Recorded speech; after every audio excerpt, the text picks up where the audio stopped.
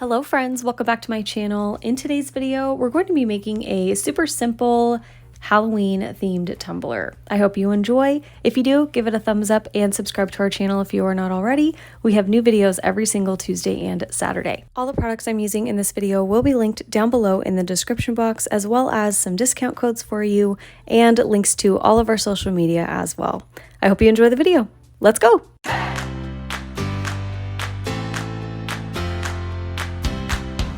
We're starting with a 20-ounce skinny from Makerflo. This is a skinny straight, so that means there is no taper. It's the same on the top as it is on the bottom, which is going to make things way easier for us when we go to do our full clear cast decal wrap.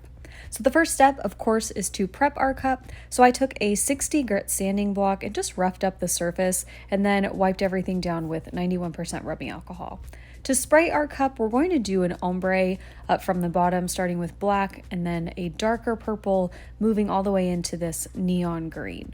And just doing the tiniest bit of black on the bottom. I don't want this to be overwhelmingly black, but black fades really, really nicely into purple. So I wanted to do that to give it a lot of depth. And the bottom of our clear cast wrap is black, so it'll just make everything look a lot more natural and tied together.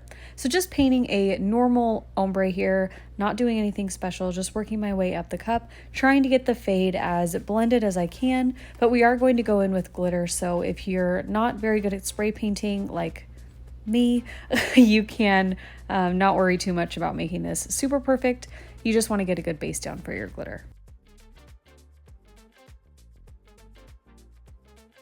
I'm going to let our spray paint dry about an hour, and then we're going to apply our glitter using the epoxy method. So I'm going to mix up about 10 milliliters of my little extra ink epoxy, and this is way more than you'll need, but I have a really hard time getting even ratios with smaller amounts of epoxy, so I mixed up 10 milliliters and I will find a use for it. So while I'm mixing, I'm going to show you all the glitters we're going to use. We're not doing anything crazy with glitter, we're just going to use a chunky and a fine of the same color. So for our blacks, we're using Maleficent, which is the chunky, and Midnight, which is the fine.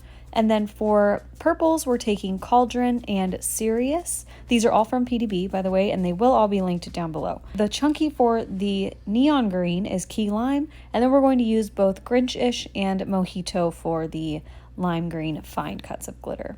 Once I've got my epoxy all mixed, I'm going to apply just a tiny bit to our cup. Make sure that we have a very thin, smooth, even coat all over the cup, and then I'm going to set it aside and let it sit for about 5 minutes just to get out any streaks and make sure that we aren't going to have any of those imperfections show when we go into glitter. As always, we're starting with our chunky colors first and moving into our fine cuts. So I'm starting with Maleficent, which is our chunky black, and I'm going to hold the shaker like way far up, like way out of frame, and I'm very, very lightly going to tap a little bit of this glitter onto the cup. I'm not trying to take this super far up yet. We are going to build the fade more, but this is just creating the roadmap for where the glitters are going to go. And I'm not putting any of this Maleficent on the bottom. We're going to do the fine black on the bottom. It's just easier that way. So once I've got all my Maleficent on the cup, I'm going to actually jump to the top and I'm going to start placing my Key Lime, which is our chunky lime green. And sorry about this camera angle. It was really hard to get the top of the cup, and my camera wants to focus on the glitter bottle versus the cup. So sorry about that. Hopefully you can see what I'm doing. Basically just going really, really light, the exact same way that we did with the black, except going from the top down now. I'm holding my shaker really high and tapping the tiniest bit I can onto the cup.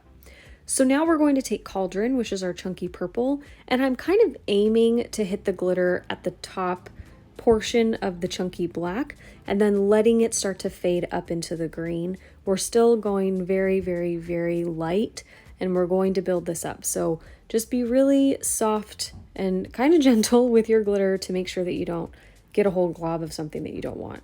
So I'm aiming, like I said, for the top portion of our black, which will ensure that our glitter is going to hit right at the right point and really start to build a beautiful fade up the cup.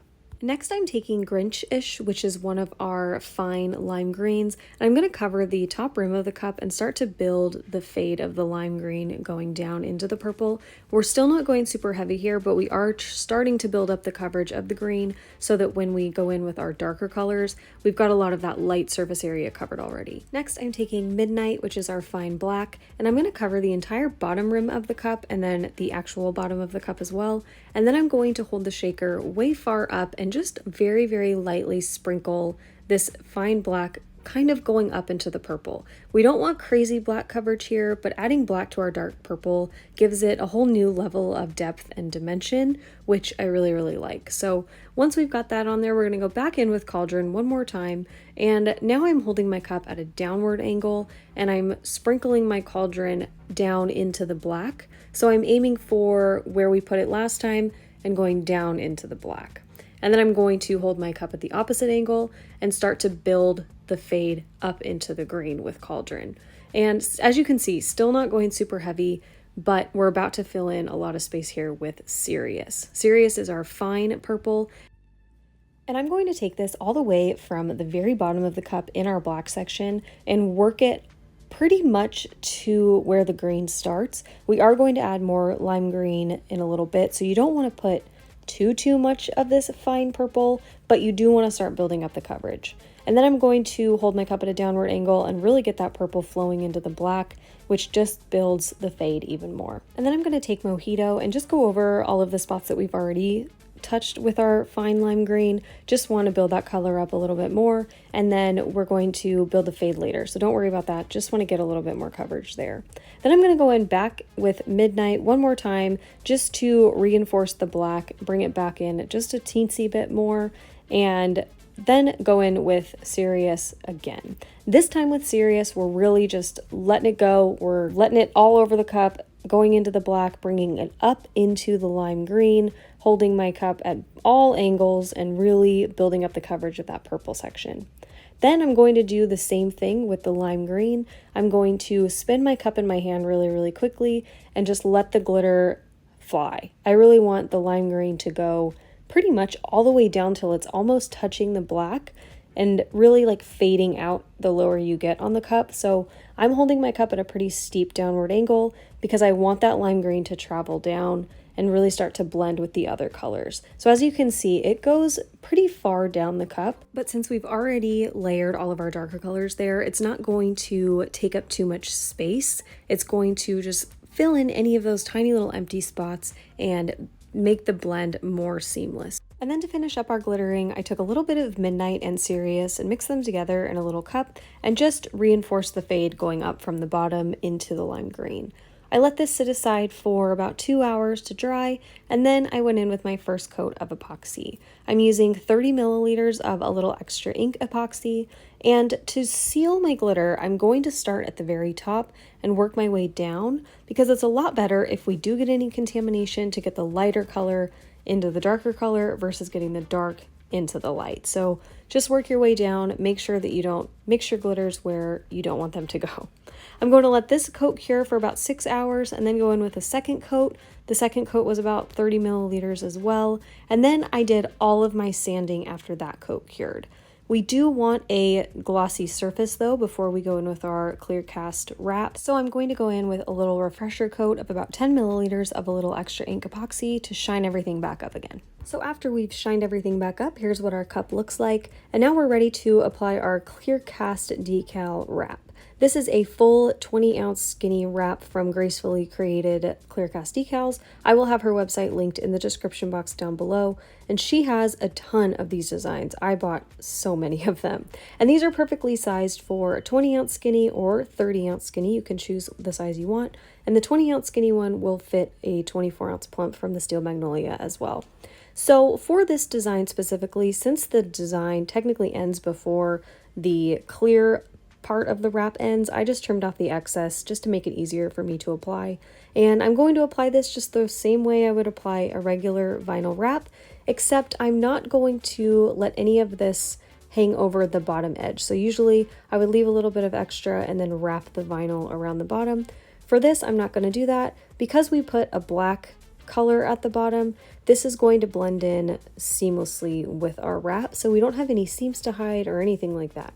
And applying this, I didn't want to speed up the footage because I wanted you to see exactly how long it took me to do, and I wanted to show you that it was really, really that easy. So just anchored one end of the wrap to my cup how I normally would, made sure it was straight, and then I started to smooth this wrap around the cup, pushing the backing away with my thumbs in the process. And I just went really, really slow. The biggest thing that I wanted to watch out for, or the biggest thing I would say you should watch out for, is just any bubbling or creasing or lifting at that bottom rim. So as I went, I would smooth a little bit and then just make sure that I wasn't getting any creasing or anything at the bottom part of our cup. And even after layers and layers of epoxy, this wrap still fits around the cup perfectly. There weren't any gaps or anything like that. So that's it. We applied it easy peasy. We don't need to seal this or anything. We are going to go straight into our final coat of epoxy.